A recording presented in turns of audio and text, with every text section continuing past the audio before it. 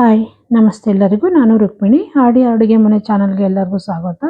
ಇವತ್ತು ನಾನು ಪ್ರೋಟೀನ್ ಭರಿತವಾದಂಥ ಒಂದು ಲಾಡು ರೆಸಿಪಿನ ತೋರಿಸ್ತಿದ್ದೀನಿ. ಆರೋಗ್ಯಕ್ಕಂತೂ ತುಂಬಾನೇ ಒಳ್ಳೆಯದು. ಮಕ್ಕಳಿಂದ ಹಿಡಿದು ದೊಡ್ಡವರವರೆಗೂ ಒಂದೊಂದು ಲಾಡು ತಿಂದರೆ ಸಾಕು, ಬೆಳಗಿಂದ ಸಂಜೆವರೆಗೂ ತುಂಬ ಎನರ್ಜೆಟಿಕ್ ಆಗಿರ್ಬೋದು ಮತ್ತು ಆಕ್ಟಿವ್ ಆಗಿ ಇರ್ಬೋದು ಕೂಡ. ತುಂಬ ಚೆನ್ನಾಗಿರುತ್ತೆ. ನೀವು ಒಂದ್ಸಲ ಈ ವಿಧಾನದಲ್ಲಿ ಟ್ರೈ ಮಾಡಿ ಹೇಗೆ ಬಂತು ಅಂತ ಕಾಮೆಂಟ್ ಮೂಲಕ ತಿಳಿಸಿ. ಬನ್ನಿ ಹೇಗೆ ಮಾಡೋದು ಈ ಲಾಡು ಅಂತ ನೋಡ್ಕೊಳ್ಳೋಣ. ಮೊದಲಿಗೆ ನಾನು ಸ್ಟವ್ ಮೇಲೆ ಒಂದು ಬಾಣಲಿ ಇಟ್ಕೊಂಡಿದ್ದೀನಿ. ಬಾಣಲಿ ಸ್ವಲ್ಪ ಬಿಸಿ ಆಗ್ತಾ ಇದ್ದಂಗೆ ನೋಡಿ 1 ಕಪ್ ಆಗೋಷ್ಟು ನಾನಿಲ್ಲಿ ಕಡಲೆ ಬೀಜ ತಗೊಂಡಿದ್ದೀನಿ. ಕಡಲೆ ಬೀಜನ ಮೀಡಿಯಂ ಫ್ಲೇಮಲ್ಲಿ ಒಂದೇ ಸಮ ಹುರ್ಕೋಬೇಕು. ಜಾಸ್ತಿ ಹೈ ಫ್ಲೇಮಲ್ಲೆಲ್ಲ ಹುರ್ಕೊಳಕ್ಕೆ ಹೋಗಬಾರ್ದು. ಮೀಡಿಯಂ ಫ್ಲೇಮಲ್ಲಿ ಒಂದು 5ರಿಂದ 6 ನಿಮಿಷ ಕಡಲೆ ಬೀಜನ ಚೆನ್ನಾಗಿ ಹುರ್ಕೋಬೇಕಾಗತ್ತೆ. ಒಂದೇ ಹದದಲ್ಲಿ ಹುರ್ಕೋಬೇಕು. ನೋಡಿ ಈ ರೀತಿ ನಾನು ಹುರ್ಕೊಂಡಿದ್ದೀನಿ. ಒಂದು 6 ನಿಮಿಷಗಳ ಕಾಲ ಹುರ್ಕೊಂಡಿದ್ದೀನಿ. ಆಗಿದೆ ಕೂಡ. ಈ ಸಿಪ್ಪೆ ಎಲ್ಲ ಬಿಟ್ಕೊಂಡಿದೆ. ನೋಡಿ ಇವಾಗ ಇದನ್ನ ತೆಗೆದು ಒಂದು ಪ್ಲೇಟಿಗೆ ಸೇರಿಸ್ಕೊಳ್ತಾ ಇದ್ದೀನಿ. ಇದು ಸ್ವಲ್ಪ ತಣ್ಣಗಾಗಲಿ. ಅಲ್ಲಿವರೆಗೂ ನಾವು ಅದೇ ಬಾಣಲಿಗೆ ಇನ್ನು 1 ಕಪ್ ಆಗೋಷ್ಟು ನಾನಿಲ್ಲಿ ಅವಲಕ್ಕಿ ತೊಗೊಂಡಿದ್ದೀನಿ ನೋಡಿ, ಗಟ್ಟಿ ಅವಲಕ್ಕಿ. ಇದನ್ನು ಕೂಡ ಸೇಮ್ ಪ್ರೊಸೀಜರಲ್ಲಿ ಫ್ರೈ ಮಾಡ್ಕೊಳ್ಳೋಣ. ಮೀಡಿಯಂ ಫ್ಲೇಮಲ್ಲೇ ಇಟ್ಕೊಂಡು ಇದನ್ನು ಕೂಡ ಒಂದು 4ರಿಂದ 5 ನಿಮಿಷ ನಾನು ಫ್ರೈ ಮಾಡ್ಕೊಂಡು ತಗೊಳ್ತೀನಿ.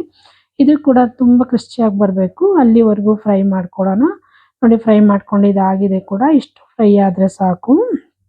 ಚೆನ್ನಾಗಿ ಫ್ರೈ ಆಗಿದೆ. ಮೀಡಿಯಂ ಫ್ಲೇಮಲ್ಲೇ ಇಟ್ಕೊಂಡು ಇದನ್ನ ಫ್ರೈ ಮಾಡ್ಕೋಬೇಕು. ಹೈ ಫ್ಲೇಮಲ್ಲೆಲ್ಲ ಫ್ರೈ ಮಾಡ್ಕೊಳಕ್ಕೆ ಹೋಗಬಾರ್ದು, ಸುಟ್ಟೋಗೋ ಚಾನ್ಸಸ್ ಇರುತ್ತೆ. ನೋಡಿ ಇದು ಕೂಡ ಫ್ರೈ ಆಗಿದೆ. ಇವಾಗ ಇದನ್ನು ಕೂಡ ತೆಗೆದು ಒಂದು ತಟ್ಟೆಗೆ ಸೇರಿಸ್ಕೊಳ್ತೀನಿ. ಸೇರಿಸ್ಕೊಂಡು ಇನ್ನು ಸ್ವಲ್ಪ ತಣ್ಣಗಾಗಕ್ಕೆ ಬಿಡೋಣ. ಇದು ತಣ್ಣಗಾಗೋವರೆಗೂ ನಾವಿಲ್ಲಿ ಕಡಲೆ ಬೀಜ ತೊಗೊಂಡಿದ್ನಲ್ಲ, ಅದು ಹುರಿದು ಇಟ್ಕೊಂಡಿದ್ವಲ್ಲ, ಅದು ಕೂಡ ತಣ್ಣಗಾಗಿದೆ. ಇವಾಗ ಅದನ್ನ ತೆಗೆದು ತೋರಿಸ್ತೀನಿ ನೋಡಿ. ಸ್ವಲ್ಪ ತಣ್ಣಗಾಗಲಿ, ಇದು ಇಟ್ಬಿಡೋಣ. ಇವಾಗ ಕಡಲೆ ಬೀಜ ತೋರಿಸ್ತಾ ಇದ್ದೀನಿ ನೋಡಿ.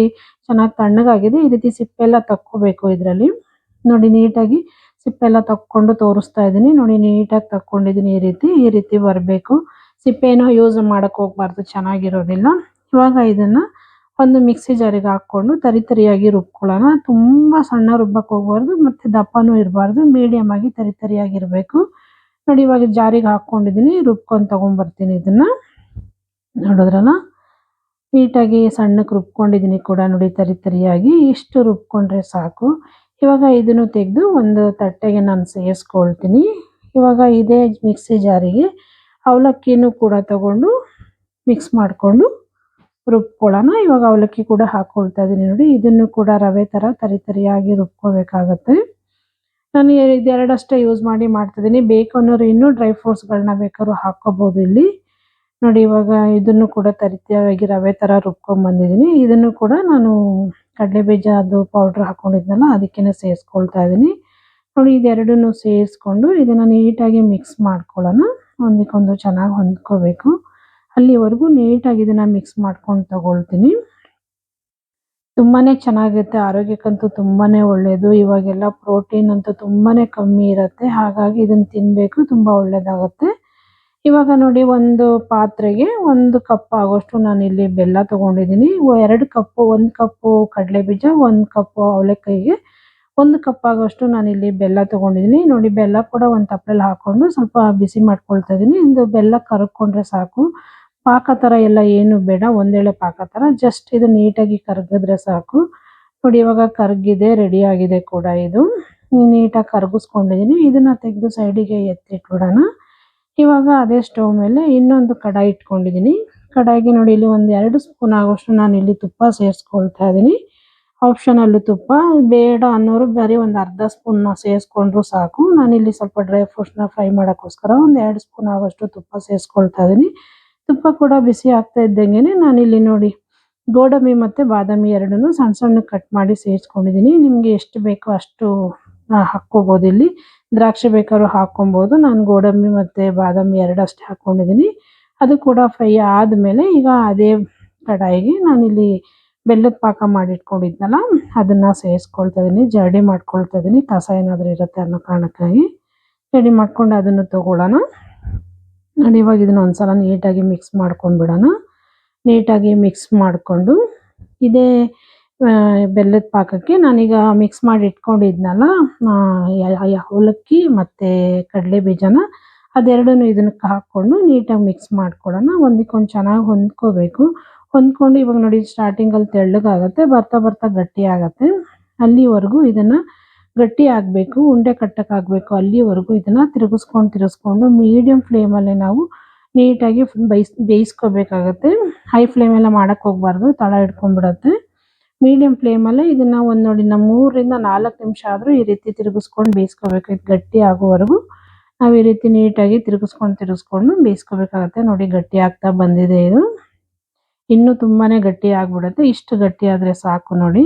ಇವಾಗ ಇದಕ್ಕೆ ಸ್ವಲ್ಪ ಏಲಕ್ಕಿ ಪೌಡ್ರ್ ಹಾಕೊಳ್ಳೋಣ ಫ್ಲೇವರ್ಗೋಸ್ಕರ. ಹಾಕ್ಕೊಂಡು ಇನ್ನೊಂದು ನಿಮಿಷಗಳ ಕಾಲ ಇದನ್ನು ಚೆನ್ನಾಗಿ ತಿರುಗಿಸ್ಕೊಂಡು ತಗೊಳ್ಳೋಣ ಸಾಕು. ತುಂಬಾನೇ ಬಿಸಿ ಇರುತ್ತೆ, ನೋಡಿಕೊಂಡು ಮಾಡ್ಕೋಬೇಕಾಗತ್ತೆ. ನೋಡಿ ಇವಾಗ ಇನ್ನೊಂದ್ಸಲ ಇದನ್ನು ಚೆನ್ನಾಗಿ ಮಿಕ್ಸ್ ಮಾಡ್ಕೊಂಡಿದ್ದಾಗಿದೆ. ಈ ಕನ್ಸಿಸ್ಟೆನ್ಸಿ ಇದ್ರೆ ಸಾಕು, ಸೂಪರಾಗಿ ರೆಡಿ ಆಗಿದೆ. ಇವಾಗ ಇದನ್ನು ತೆಗೆದು ಒಂದು ತಟ್ಟೆಗೆ ಸೇರಿಸ್ಕೊಳ್ಳೋಣ. ತುಂಬ ಬಿಸಿ ಇರುತ್ತೆ. ತಟ್ಟೆಲಿ ಸ್ವಲ್ಪ ಸ್ಪ್ರೆಡ್ ಮಾಡಿಕೊಂಡು ಒಂದು 5 ನಿಮಿಷ ಇದನ್ನು ತಣ್ಣಗಾಕ್ಬಿಡೋಣ. ತುಂಬ ತಣ್ಣಗಾದ್ಮೇಲೆಲ್ಲ ಅದು ಉಂಡೆಗಳನ್ನ ಕಟ್ಟಕ್ಕಾಗೋದಿಲ್ಲ. ಸ್ವಲ್ಪ ಬಿಸಿ ಇದ್ದಂಗೆ ನಾವು ಕಟ್ಕೋಬೇಕಾಗತ್ತೆ. ನೋಡಿ ಈ ರೀತಿ ತಿರುಗಿಸ್ಕೊಂಡು ಸ್ವಲ್ಪ ತಣ್ಣಗಾಗಿ ಬಿಟ್ಬಿಡ್ತೀನಿ ಇದನ್ನು. ಒಂದು 2 ನಿಮಿಷ ತಣ್ಣಗಾಗಲಿ. ನೋಡಿ ಈ ಥರ ತಿರುಗಿಸ್ಕೊಂಡು ಸ್ವಲ್ಪ ತಣ್ಣಗೆ ಮಾಡ್ಕೊಳ್ಳೋಣ ಇದು. ಆಮೇಲೆ ಕೈಯಲ್ಲಿ ಇಟ್ಕೊಳ್ಳೋಕ್ಕೆ ಸರಿ ಹೋಗುತ್ತೆ, ಇಲ್ಲಾಂದರೆ ಬಿಸಿ ಬಿಸಿ ಇರುತ್ತೆ, ಕೈ ಸುಡುತ್ತೆ. ನೋಡಿ ಇವಾಗ ಒಂದು 2 ನಿಮಿಷ ಬಿಟ್ಟಿದ್ದೆ, ನಾನು ತೋರಿಸ್ತಾ ಇದ್ದೀನಿ. ಬಿಟ್ಟು ತಿರುಗಿಸ್ಕೊಂಡಿದ್ದೀನಿ. ನೋಡಿ ತಣ್ಣಗಾಗಿದೆ ಕೂಡ. ತುಂಬ ತಣ್ಣಗಾಗಿಲ್ಲ, ಸ್ವಲ್ಪ ಬೆಚ್ಚಗೆ ಇದೆ ಇದು. ತುಂಬ ತಣ್ಣಗಾಗ್ಬಿಟ್ರೆ ಗಟ್ಟಿ ಆಗಿಬಿಡುತ್ತೆ. ಹಾಗಾಗಿ ಬೆಚ್ಚಗೆ ಇದ್ದಂಗೆ ನಮಗೆ ಯಾವ ಸೈಜಲ್ಲಿ ಬೇಕೋ ಆ ಸೈಜಲ್ಲಿ ಉಂಡೆಗಳನ್ನ ಮಾಡ್ಕೊಳ್ಳೋಣ. ನೋಡಿ ಇಲ್ಲಿ ನೀಟಾಗಿ ಉಂಡೆಗಳನ್ನ ಮಾಡ್ಕೊಂಡಿದ್ದೀನಿ. ಪ್ರೋಟೀನ್ ಭರಿತವಾದ ಲಾಡು ರೆಡಿ ಆಯಿತು ನೋಡಿ. ಇಷ್ಟೇ, ಇದು ಸಿಂಪಲ್ಲಾಗಿ 2 ಪದಾರ್ಥಗಳನ್ನ ಯೂಸ್ ಮಾಡಿ ಆರೋಗ್ಯ ಭರಿತವಾದ ಪ್ರೋಟೀನ್ ಲಾಡು ರೆಡಿ ಆಗಿದೆ ನೋಡಿ. ಪ್ರೋಟೀನ್ ಲಾಡು ನಿಮಗೆಲ್ಲ ಇಷ್ಟ ಆಯಿತು ಅಂದ್ಕೊಳ್ತೀನಿ. ಇಷ್ಟ ಆದರೆ ದಯವಿಟ್ಟು ಶೇರ್ ಮಾಡಿ, ಲೈಕ್ ಮಾಡಿ, ಸಬ್ಸ್ಕ್ರೈಬ್ ಮಾಡ್ಕೊಳ್ಳಿ. ಹಾಗೆ ಪಕ್ಕದಲ್ಲಿರೋ ಬೆಲ್ ಐಕನ್ ಕೂಡ ಕ್ಲಿಕ್ ಮಾಡಿ ಅಂತ ಕೇಳ್ಕೊಳ್ತೀನಿ. ನಾನು ಯಾವುದೇ ವಿಡಿಯೋ ಹಾಕಿದರೂ ನಿಮಗೆ ನೋಟಿಫಿಕೇಶನ್ ಬರುತ್ತೆ. ನೋಡಿ ಎಷ್ಟು ಚೆನ್ನಾಗಿ ಕಾಣಿಸ್ತಾ ಇದೆ. ತುಂಬಾ ಒಳ್ಳೆಯದು ಆರೋಗ್ಯಕ್ಕೆ. ಆಗಾಗ ಮಾಡ್ಕೊಂಡು ತಿಂತಾ ಇರಬೇಕು, ತುಂಬಾ ಚೆನ್ನಾಗಿ ಬರುತ್ತೆ ನೋಡಿ. ಹೀಗೆ ಇನ್ನಷ್ಟು ಈಸಿ ಹಾಗೂ ಸಿಂಪಲ್ ರೆಸಿಪಿಗಳಿಗಾಗಿ ದಯವಿಟ್ಟು ಆಡಿ ಅಡುಗೆ ಮನೆ ಚಾನಲ್ ಸಬ್ಸ್ಕ್ರೈಬ್ ಮಾಡ್ಕೊಳ್ಳಿ, ಸಪೋರ್ಟ್ ಮಾಡಿ ಅಂತ ಕೇಳ್ಕೊಳ್ತೀನಿ. ನಿಮ್ದು ಏನೇ ಅನಿಸಿಕೆ ಇದ್ರೂ ದಯವಿಟ್ಟು ಕಾಮೆಂಟ್ ಮೂಲಕ ತಿಳಿಸಿ.